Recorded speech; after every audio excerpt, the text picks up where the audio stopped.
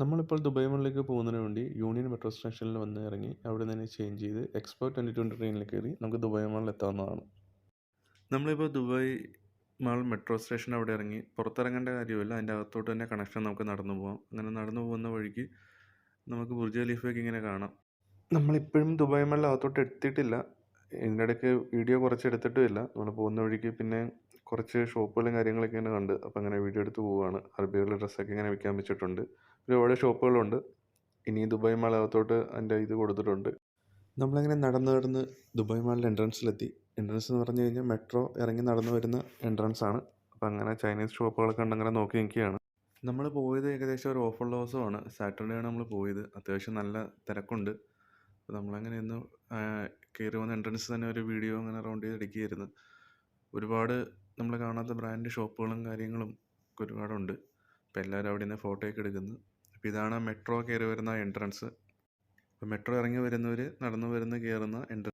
അങ്ങനെ രഞ്ജു മുഖത്തിടുന്ന ക്രീമും ലിപ്സ്റ്റിക്കൊക്കെ തീർന്നിരിക്കുകയായിരുന്നു. അപ്പോൾ ഡ്യൂട്ടിക്ക് പോകുന്നത് ഇടേണ്ടതാണ്. അപ്പോൾ ഇങ്ങനെ ഷോപ്പ് കണ്ടപ്പോൾ കയറി. ഒരുപാട് കളക്ഷനും റേറ്റിംഗ് സാധനമൊക്കെ ഉണ്ട്. ഞങ്ങൾ ഏകദേശം ദുബായ് മാളിൽ എത്തിയപ്പോൾ ഏകദേശം 5:30 മണിയായി സമയം, ഈവനിങ്. അപ്പോഴത്തേക്ക് വന്ന സമയത്ത് ആൾ കുറവായിരുന്നു, പിന്നെ നല്ല തിരക്കായി.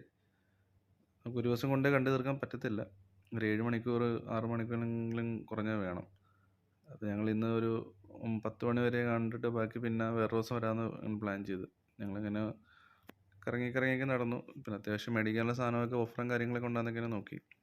പിന്നെ മാക്സിൻ്റെ ഷോറൂമിലേക്ക് ഞങ്ങൾ കയറി. പിന്നെ മാക്സ് തപ്പി കുറേ നടന്നു.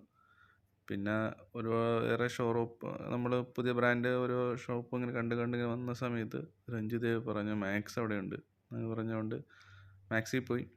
പിന്നെ ബാത്താം ബോഡിയുടെ ഷോറൂമിൽ പോയി. ബാത്താം ബോഡിയിൽ നേരത്തെ രഞ്ജു മേടിച്ച റേറ്റിനേക്കാളും റേറ്റ് കൂടുതലായിരുന്നു, പിന്നെ അത് മേടിച്ചില്ല. പിന്നെ അങ്ങനെ കറങ്ങി നടന്ന് ഒരു 9:45 10 മണിയായപ്പോൾ ഞങ്ങൾ അവിടെ നിന്ന് ഇറങ്ങി. ഇനി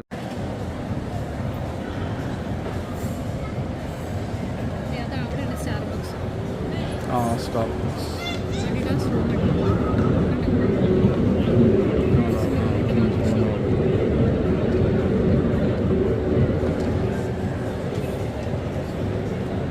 കരീബോ കോഫിയോ അങ്ങനെ എന്തൊരു സംഭവം.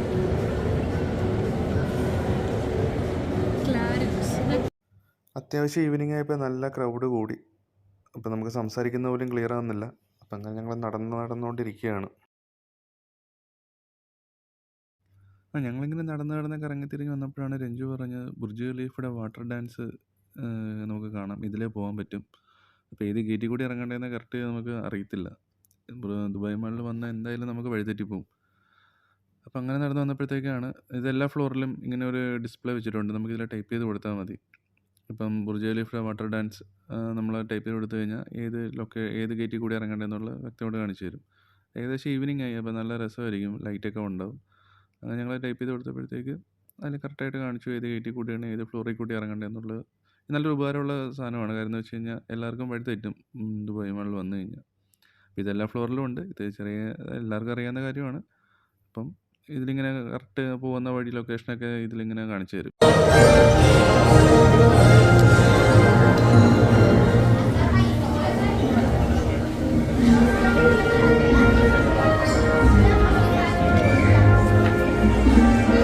Ayvayı da tut ağrıyor yani.